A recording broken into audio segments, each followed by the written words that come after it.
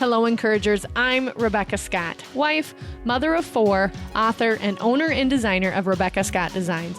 I'm here to encourage you, to make you feel that I can do this spirit each and every day of our awesome journeys to fulfill our many important roles. I believe we are fully equipped to execute, and I will provide as much knowledge, practices, and systems as I can to help you understand just what I know you can do. Execute. We got this.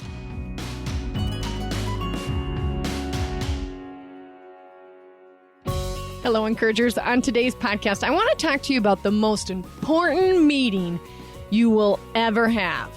And if you think this is going to be a mic drop situation, you might be let down a little bit, which is probably not what I should say when I get right on the microphone with you. But seriously, this meeting will change your life, and I guarantee will increase your sales because you become more focused. Are you ready? Super sexy ready? It's a staff meeting. Yeah, that's the word, staff meeting. You guys, when you have a staff meeting, and maybe you just tuned out because you're like, Becca, I do not have a staff. Yes, you do. You have yourself. And you need to have this meeting, even if you are a team of 1, which I hope you're not after listening to my awesome podcast with Angie about my executive assistant. I hope now you get to be 2. But if you are still 1, this podcast is so important for you because you will stay more focused when you are having a staff meeting. Okay? So, having a meeting, a staff meeting, bi-weekly is what I recommend, even if you're a team of 1. Because every 2 weeks you're changing things, you're gearing up for, let's say you have a photo shoot once a month or whatever it might be. But this will help you get in the zone every 2 weeks. So having this meeting bi-weekly with either your staff or yourself will increase your bottom line significantly because you are held accountable to what you planned. And once it is written there, it is a supernatural thing that happens, and your conscience and your subconscious will see to it that you at least make progress on it. And that's what we're all aiming for anyways. Progress would be great. Execution is even better, but progress, hey, that's a good thing also. So I have a couple of recommendations how I would prefer that you structure your meetings, just something that I do for myself that will help. And we'll have this in the show notes so you can kind of gather these up and be having your bi-weekly meetings, whether you're by yourself or with an awesome team. We'll provide the template for you, or rather just the outline on how to do this. The most important thing, though, is once you print this, you need to have that staff meeting and honor it and put it on your schedule by honoring it that you put it there. Meaning you must have the meeting. And maybe it will only take you 30 minutes. Admittedly, we have 4 people on my staff call for Rebecca Scott Designs, my purse business. And we are on there for about an hour and a half, sometimes 2 hours, depending on the quarter, because some of the quarters are busier than other quarters. But you need to book this and honor it and plan it. That way you always know, you know how I'm big about blocking. It's like every Thursday, every other Thursday at 9 a.m., I have the staff meeting. And oh my gosh, you guys, this will be a game changer for you. Okay, the first thing on my staff meeting agenda is a prayer. And I wrote the prayer out and I read it aloud with my group. And I'm so glad that I live in a country and I have hired people that honor that and find that a special time as well. And because it puts the focus where it needs to be. And for me personally, this is all Christ's mission.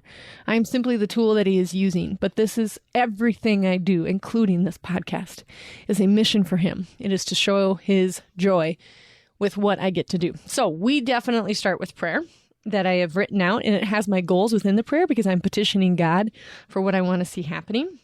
And then I also end in prayer. But at the beginning of it, we have a prayer, and I ask for his guidance over our weekly to-dos and his overall vision for what he has laid out for us. And so you will be doing the same thing. I am going to read my prayer aloud so that you guys can kind of get an idea of what that looks like for us. Dear God, I ask you to fill us with your spirit. Thank you for allowing us the time to meet together this morning and encourage one another for our pursuit of our nation. Give us your wisdom that is from above. Open our minds to hear the ideas of others and open our ears to hear the words of others. Lord, you know our goals this year include getting our overhead to less than whatever yours is. however many purse orders we want a day, and more out-of-state orders than ever. We know to ask, and it shall be given unto us. We want to glorify you in every stitch and post and package and email.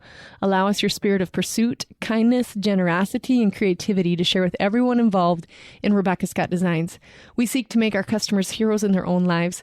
Help us know this is more than purses. This is changing women's lives and the messages to themselves. They will become more confident and creative just by allowing us to help them. You are equipping them to do your work. Help us pursue them with the right motives in the mighty name of Jesus Christ. Amen. I wanted you to get an example of what it is. So make sure to put your goals on there and what you're pursuing. I use our word of the year is pursuit. So I made sure put that in the prayer, and I change it from year to year, sometimes from quarter to quarter. But I highly encourage start with a prayer. Then we have the 1% report. I did a podcast, I think it was in season 2, about what 1% was. And it's the idea that if you just make 1% change weekly, you'd have 52% change at the end of the year, or maybe it's a daily thing for you. So I have my staff members fill this in advance, and they can put what was their 1% change that week to their job. And sometimes we even get to put our personal 1% change, because not every time it's a business thing. Sometimes it's a personal thing that we've been working on and we want to report on it. So we report our 1% change. And mine that week could be, hey, I rearranged a few things with the seamstresses. One liked to do this one better than this one, so I channeled all of those bags towards this gal. Or I can say, I did my food planning for a month instead of a week thing. That's a 1% change. Some of my staff members will say, I added icons to the email subject line. Like, we're talking just little changes, but it's fun to see how these impact and become more like 100% by the end of the year. So we report on 1% changes. I think this is a good area if you're on your own or even just a small staff to remind yourself that working on the business and not so much in the business, we get busy making or just doing the easier tasks that don't require thought. The 1% makes us think, but what could make me better? Then we chat emails. Because all of our marketing revolves around our promotional calendar and what emails are being released when, email is the best thing to start with. And we still believe email is our best marketing tool because of the open rate and then also how to get us on the same page with our customers and with each other. It serves as our vehicle for updates on the website, codes, social media content, etc. So if we go through the emails first, then my staff goes, oh, wait, at the end of that email, you said you wanted to have a code. So that triggers Angie to know I got to set up that code on the website. And then Nikki will say, okay, what week are we promoting the Phillip tote? Okay, I need to make sure I got those photos to Samson House, and Becca, could you shoot a video on it? So it triggers everybody to know what to do in their roles when we talk through what email are we sending out on Sunday night. So that's the evening we've picked out, and we send an email out on Sunday night no matter what. Sometimes we send it on Monday if it's like lands on a holiday or something goofy like that. But what I'm saying is there is a weekly email that comes from Rebecca Scott Designs that is super, super consistent. That could be a whole podcast on its own about how important it is to have consistency in your marketing, and our email for us is where it is at.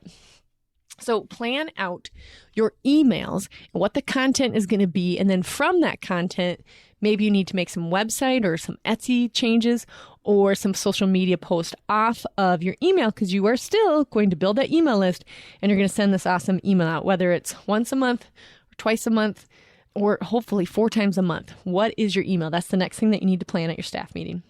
Then we chat the website, which you also must listen to my podcast on why you need to have a website, because you need to have something to hand somebody.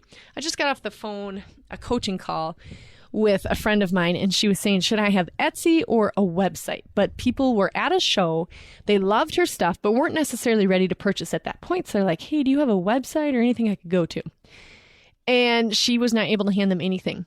So what I recommended is start with Etsy if you don't have the money to invest in a website. Now, websites are really great too.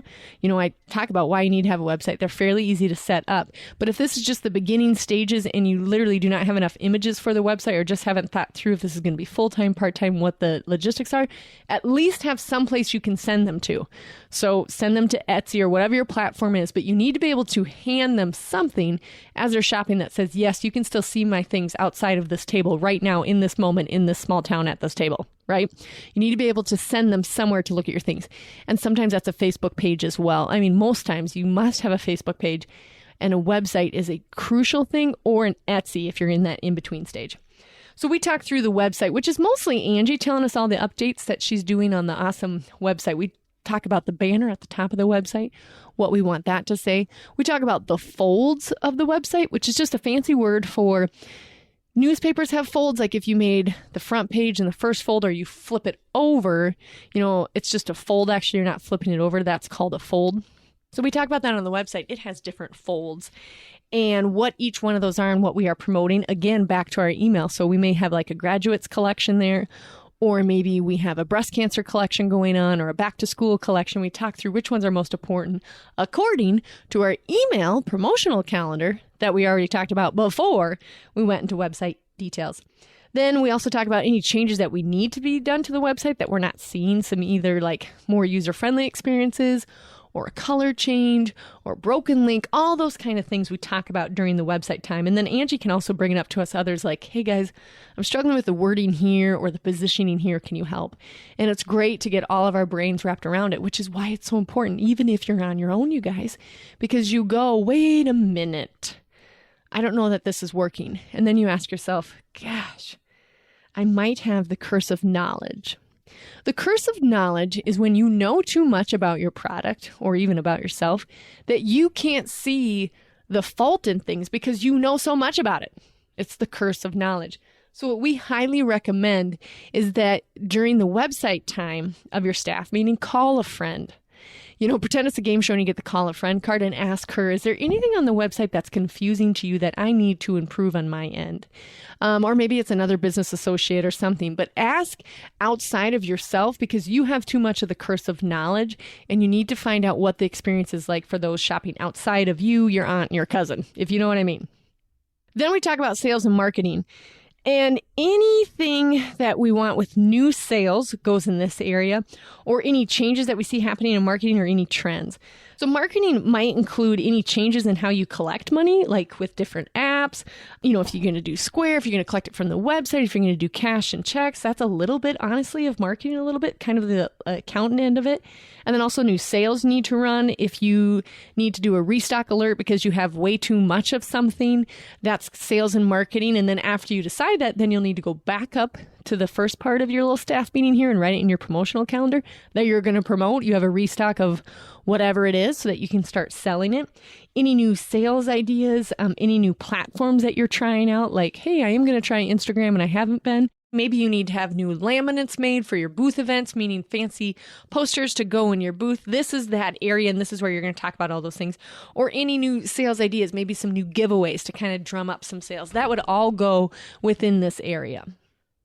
Then we talk about social media, the giant, right? Like, oh gosh, how am I going to get the content? Well, go back to the staff meeting at the top where we placed it strategically.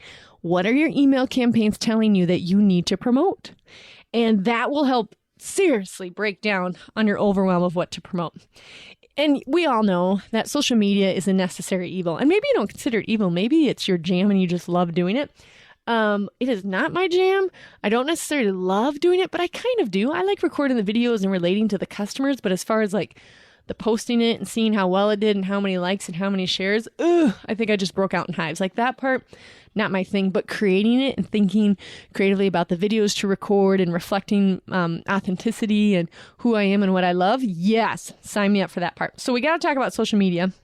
And that means if you're picking up any new platforms, if you need to clean out some of the platforms, if you need to pick more profitable ones, or which maybe you're deciding which one is the largest one for your business that you need to plug more time into. And then I also want you to talk about during this time in your staff meeting, how often are you going to post? The more consistent you are, the more predictable you will become, and the more profitable your customers will make you. Because it's easier for them to know, like, okay, she always goes live on Wednesdays. That's a great time. I'm going to try and tune in during that. And you do it week after week after week. They will buy from you. Sometimes it's 7 weeks, but they will buy from you because you showed up. Social media is about showing up and being consistent. On our personal social media thing, we talk about Facebook, Instagram, and the email list because those are the three most profitable platforms for us. So we talk about how to increase the numbers in each one of those platforms, any campaigns that we're running outside of our regular email campaign, and any promotional items we need. It's also where I'm prompted to record a couple of different videos, or if I have any ideas, or I can reach out to my team and say, hey, I'm creatively just not getting it this week. Can you guys give me some ideas for videos? And it takes them about 2 seconds for them to shoot off about 6 different ideas. And then I'm able to write those down and record those videos. I also have a challenge for you. I want you to rethink live videos like Facebook Live, and now they have Instagram Live. You guys, that was such a huge game changer for my business, Rebecca Scott Designs. Like when I go live, first of all, it's a super adrenaline rush when I get to push the play button. But there's something very authentic and real and exciting about going live. And I know you're like, that's not my thing. I could never do it. But what if you challenge yourself to do it? Because there is something in you that the world wants to see. And they want to know more about your story, how you started making them, how you service people, what drives you. Even if you look a little awkward at first, you'll warm up to the idea more when you can picture that ideal person and what this means for them and how you will change things for them. When you make it about them and less about you're going to make sales and you will be well received. Rethink the Facebook Live, you guys. I have dozens of videos, and you may say, well, that's your personality, Becca. Yes, but not at first. Good glory. Do not look up old ones because I was as awkward as it'll get out. But I got better at it when I started thinking about who am I talking to? I'm talking to the mom who's nursing her baby right now, who's tired of the black hole in her purse. And I thought, I'm talking to her. And with the encourager, I'm talking to the woman who is like, I guess I got to quit because I can't keep up. No. We're going to organize you so you can do this gift. You were meant to do this. That's easy for me to think of the customer as I'm going live, or to think about the person I'm coaching, or to think about you listeners. Then it's easy for me to push play and go live to better serve them.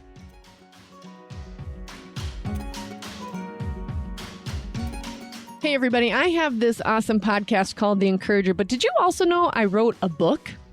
Yeah, that's right.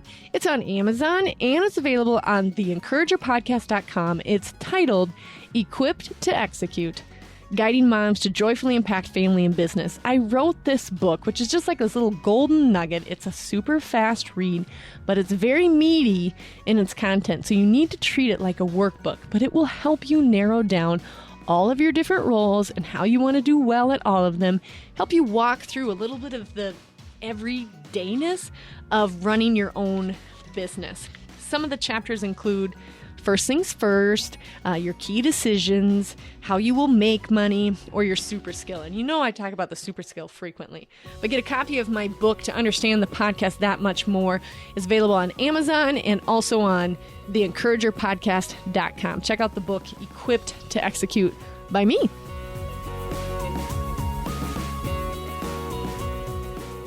Then we talk about collaborations. Now, everybody can do a ton of different things here. Collaborations can also be like influencers, like if you send product to an influencer and then they promote you and you promote them back. I mean, the word collaboration is probably overly used in this new age, but there's all kinds of different collaborations you can do. So we've done everything from pay people to put us on their platform to product trade, like I'll promote your jewelry, you promote my purse, equal, we'll share each other's audiences. Anytime the word share, collaborate, audience is used, that's basically a collaboration. So we talk about that, like who should we have on the podcast?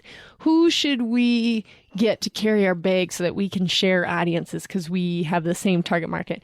Or who do we want to help? What organization, like Feeding South Dakota or suicide prevention, like who do we want to reach out to just promote because they just represent a good cause? That's what we talk about for the business. Your collaboration time might be really meaty, especially if you're just starting and you're like, I'm doing a ton of collabs.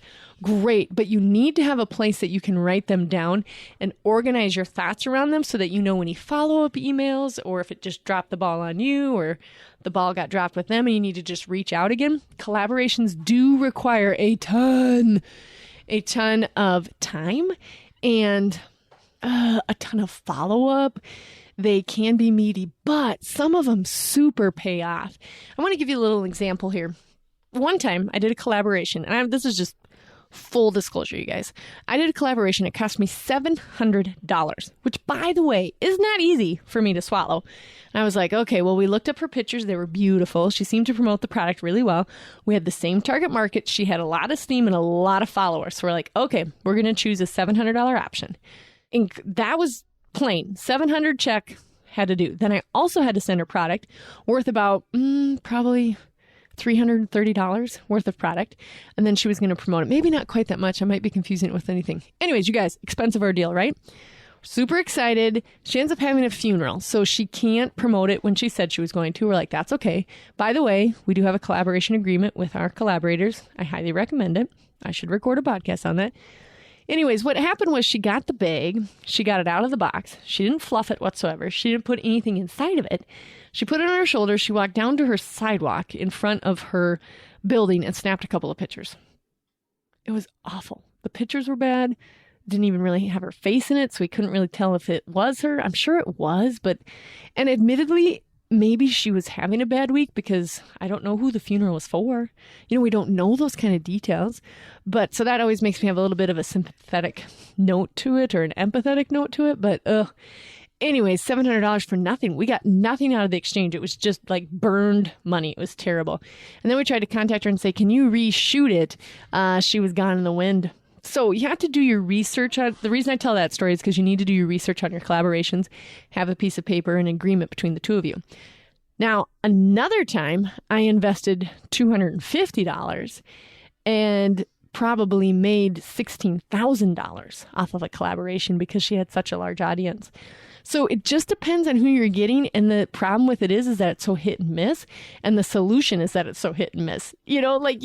I don't know what to tell you other than I think pursuing collaborations the most affordable way possible is great, like product trade, really doing your research on the size of their audience, and then asking the tough questions like, when you collaborate with somebody, what is their return? Like how many new listeners or how many new likes or how many new people or how many new followers do they get? And then monetary, do you know how your other collaborations did? Ask that tough question. They're running a business as well, so they want to know what you are wondering so that you will make the investment in this influencer or this collaborator. I ask the tough questions. So I've had good experiences and I've had bad, but collaborations deserves time during your staff meeting to go over and talk about them. And this may also be the call a friend part of your staff meeting where you have a staff meeting and then afterwards, or rather at the end of it, you call this friend to ask them about websites so you don't have the curse of knowledge, and you call them to ask about collaborations. They may see something on the horizon that you don't. Then we talk about the design docket because after all, in my business, I am still the owner and designer, which is awesome. So I need to hold myself accountable to keep designing because if I don't have new product or new customers, the business will die, right? So I need to be designing every week. So I go over with my team what I'm thinking of, like whether it's a Bible cover or a new purse style or a new fabric line or a couple new swatches. I tell them all of that in this design docket. And it's kind of like a little bit of rocket fuel because they get excited about what I'm thinking about and it fuels me to be like, oh my gosh, I still got it. And it's exciting to be on the same page and have them go, you know what? People have been asking about this a lot. And I'm like, oh, wait, I think I could do that. Sometimes I can't, but sometimes I can. So it's fun to see their perspective on what they've been hearing on the different platforms and on email and while shipping. And then also what I've just been seeing out in the field and what I really desire in my belly to design. So that's an important part of the staff meeting as well. What are you designing or what are you servicing? What are some new avenues you're taking? Even if they are not brand new ideas, maybe you need to evaluate what you're currently doing, servicing, making, whatever it is, and decide if you need to improve it somehow or make it more attractive to your buyers or your users. Maybe it's just a little design flaw or something that you can change to make it better.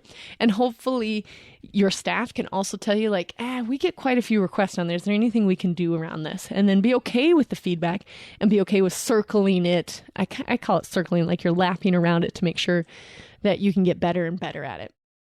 Then we have other business, meaning anything else that they've come across with email or shipping or posting or the website or any articles that have come across the way. They're like, hey guys, have we ever thought about doing this?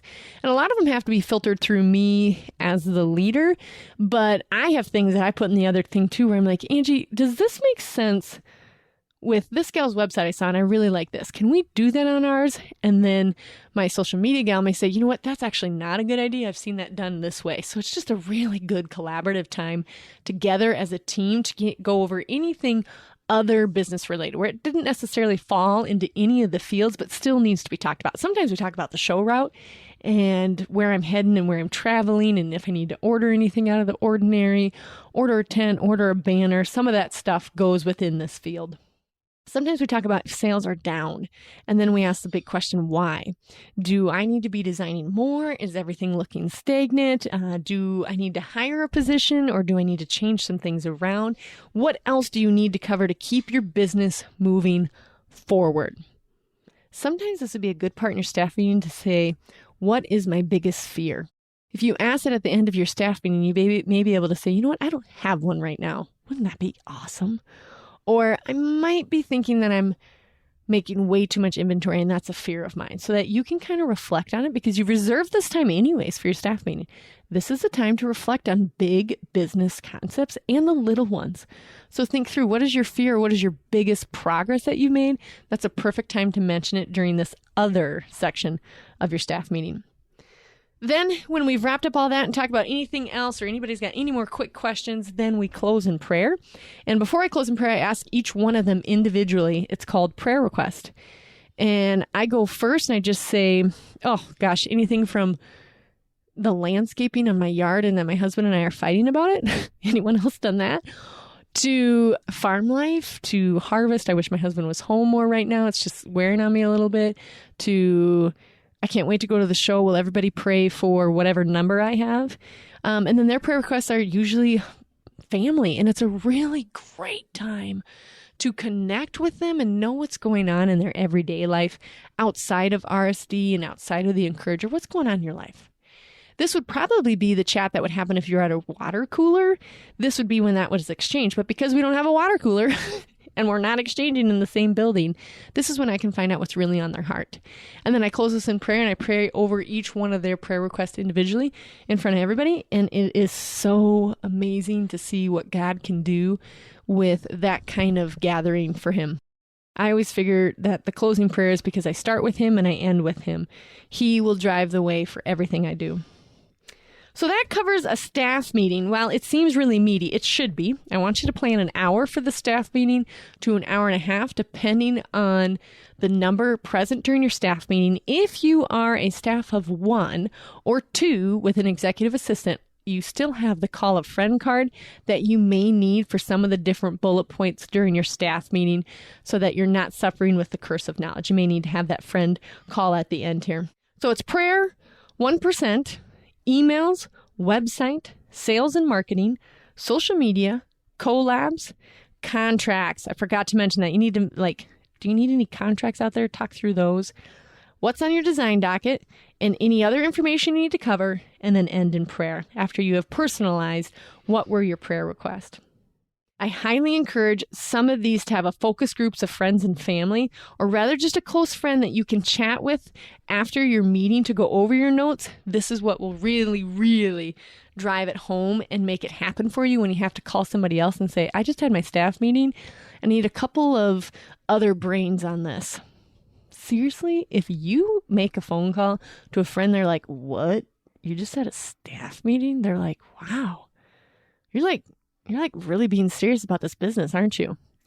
And what you want to do is roll your eyes and be like, yes, I've been working my tail off. Well, what would prove that more than stating I'm having a staff meeting, right? That's why it's the most important meeting you can have, because it makes sure that your conscious and your subconscious are focusing on what is important to drive your business forward. And that means pausing long enough to find out what you actually are doing and where you want to be. Staff meeting, highly, highly, highly recommend. Even if you're staff of 1 or 2 or 4, you got to have it at least every other week. If you get to a size where you need to have one every week, go you. Okay, have your staff meeting, encouragers. Until next time, we got this. Hey, encouragers, if you're feeling overwhelmed, if you've had the scene where you're crying because there's no way you can meet all the roles in your life, I've been there. I've so been there, but I'm not there anymore. And I know how you can get out of that slump and start executing on all the things that God has equipped you to do. You can pick up my book at equippedtoexecute.com, also on my website at shoprsd.com, and it's also available on Amazon. Thank you for tuning in, Encouragers. Remember to subscribe so it's automatically on your phone, and please rate and review me. We got this, Encouragers.